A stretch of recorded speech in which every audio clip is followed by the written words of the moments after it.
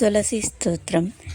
ஸ்ரீமத் துளசியம்மா திருவே கல்யாணியம்மா, வெள்ளிக்கிழமை தன்னில் விளங்குகின்ற மாதாவே, செவ்வாய்க்கிழமை செழிக்க வந்த செந்திருவே, தாயாரே உந்தன் தாளிணையில் நான் பணிந்தேன். பச்சை பசுமையுள்ள துளசி நமஸ்தே, பரிமளிக்கும் மூல கொழுந்தே நமஸ்தே, அற்ப பிறப்பை தவிர்ப்பாய் நமஸ்தே, அஷ்ட ஐஸ்வர்யம் அளிப்பாய் நமஸ்தே, ஹரியுடைய தேவி அழனி நமஸ்தே, அடைந்தார்க்கு இன்பம் அளிப்பாய் நமஸ்தே, ஹரியுடைய தேவி அழனி நமஸ்தே, அடைந்தார்க்கு இன்பம் அளிப்பாய் நமஸ்தே, வடமாலை என்னும் மருவே நமஸ்தே, வைகுந்த வாசியுடன் மகிழ்வாய் நமஸ்தே,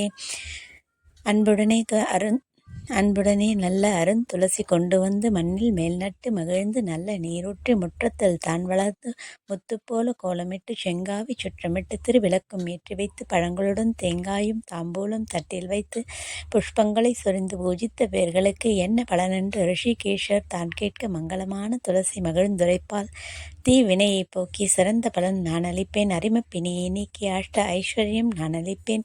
தரித்திரத்தை நீக்கி செல்வத்தை நான் கொடுப்பேன். புத்திரனில்லாதவர்க்கு புத்திர பாக்கியம் அளிப்பேன்.